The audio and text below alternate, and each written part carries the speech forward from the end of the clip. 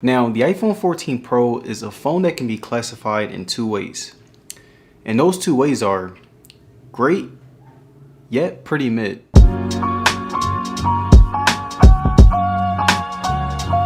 Now, the reason that I say that the 14 Pro can be classified as great and mid at the same time is because even though the 14 Pro has given I and many other people rough experiences, there are some really great things that I really do love about it that takes away from the negative thoughts surrounding its overall performance. The comforting size, the new features, MagSafe's capabilities, and even the excellent integration with not only social media apps, but also productivity and social apps that I use on a daily basis. But I will admit, there are some days where the negative thoughts get to me, the subpar software experience dealing with bugs, the slow charging speeds compared to other phones in the market, and a couple more serious things that I want to get more into in this video. And besides my thoughts and opinions on the iPhone 14 Pro as a whole, I want to share my experience with it and help you guys decide whether or not it's actually worth buying. Now, the first thing that I want to cover is something that'll make or break your experience with the 14 Pro, and that's the battery. I've tested how long my 14 Pro lasts with high usage, and during my time of using it, I would get about 6 hours of screen time a day, and even though it's pretty good usage, it didn't stop my 14 Pro from being able to last all day. On average, I was able to end my day with about 30% worth of battery, which is pretty impressive since I was using power heavy apps like TikTok and even Asphalt 9. I would also have much heavier work days on my 14 Pro,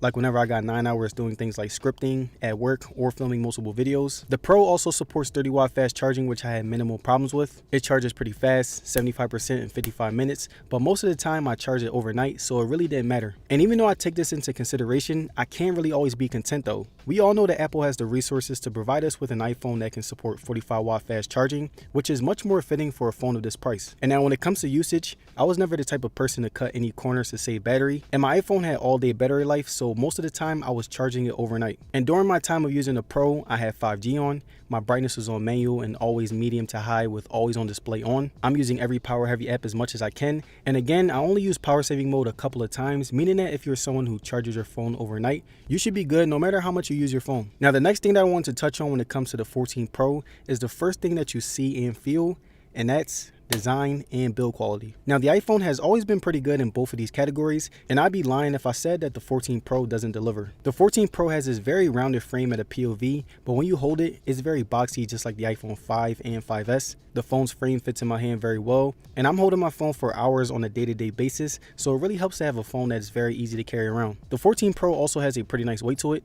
It weighs in at 206 grams, which is significantly lighter than the 14 Pro Max. And me personally, I like when my phones have a good heavy weight to it. It adds to its premium feel, and I feel like the 14 Pro couldn't have been any better. And now when it comes to aesthetics, the Pro has really mastered that Apple clean yet simple type of style. The buttons and ports were in the right places. The phone was big enough to add to the experience. And even using it with a case, the iPhone has always had aesthetically nice cases that become the true identity of your iPhone, so you really can't go wrong with either. And now looking at display, the iPhone 14 Pro has a 6.1-inch Super Retina XDR display that is really good compared to any phone in this price range. The pill-shaped notch isn't the greatest in terms of spacing when watching videos, but whenever I'm using it regularly, I found the whole aesthetic to be favorable compared to the old school notch. Everything on the display felt very smooth. I think that the 14 Pro mastered the balance between sharpness, accuracy, and a feeling of quality. And as far as durability, the Pro has ceramic shield on the display, which Apple claims is made with ceramic nanocrystals that resist damage. Now, I've dropped it a few times, and I'm not gonna lie, the scratches can get very annoying. But durability isn't the only thing to talk about when it comes to the display. It's very sharp,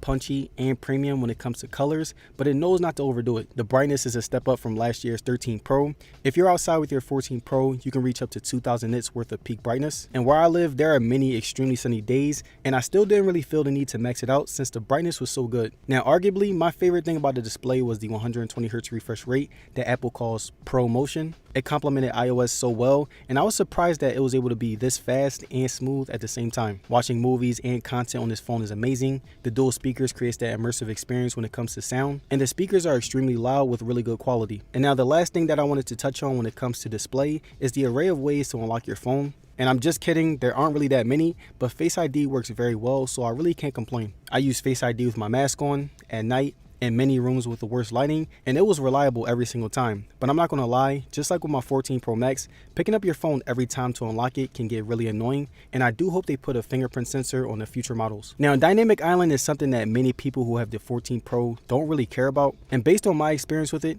I would say that you really stop caring about it after a few days of using it. The only thing that I use it for is music and sometimes the GPS, but all of the other functionalities like the timer or caller information can be clocked on my Apple Watch, which makes it even more meaningless. And I'm not saying that it's not good or cool. It is and can be very helpful depending on the app or situation, but overall, I don't really think it lived up to its hype, and I feel like Apple made a mistake by highlighting it as the main thing that the phone had to offer. But besides my opinions on the idea of the dynamic island, it worked very well and I didn't really get any hiccups with it. But be careful because there are people who are experiencing bugs. Now, before I discuss camera, I want to go over some problems that I had to deal with in my 8 months of using the 14 Pro. Now, the first problem was the extreme bugs. I've had the exact same bugs as I did on my 14 Pro Max. There were a couple of different scenarios that I can go over, but I want to address the most common, like whenever I'm making a call, it'll randomly hang up within the first few seconds. Another very common scenario is when I'm chilling on my phone and out of nowhere, my app will just freeze on me. It also happens when I'm in a rush and really need to show someone something, which is very annoying. Now, the next problem that I had to deal with was very personal that a lot of people who have multiple phones face,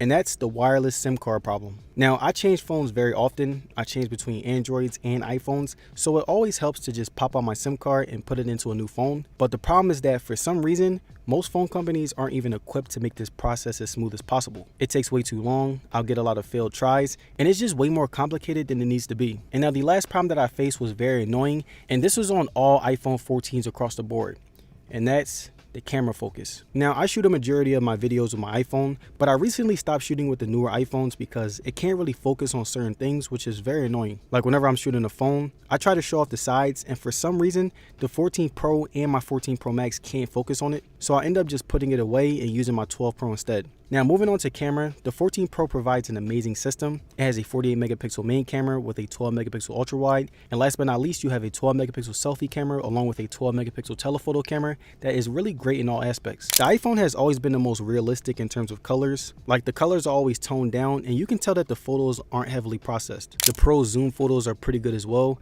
I found the ultra wide photos to be acceptable but not great. But as soon as you zoom in more, the pictures add much more detail and sharpness. I also took some pictures in different modes. You have the standard mode, which is the most realistic.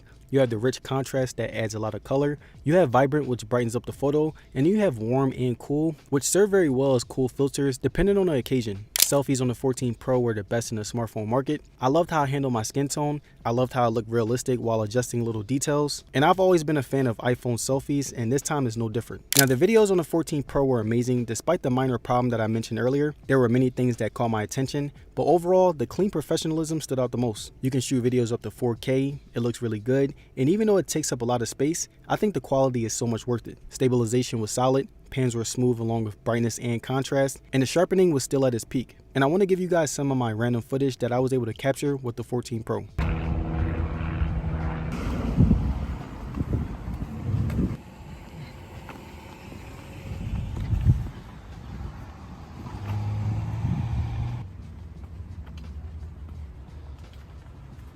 And alright you guys, that's it for my review on the iPhone 14 Pro. It's a good yet mid iPhone that I feel many people are on the fence about, even after their purchase. It has a great display, a buggy software, a good camera, and many other things that can be looked at from many different perspectives, but overall, I still think it's a pretty good iPhone. And let me know down in the comments, would you buy the iPhone 14 Pro right now, or wait for the 15 Pro instead? Let me know. And again, I want to thank you guys for watching today's video, and I'm going to see you guys in the next one.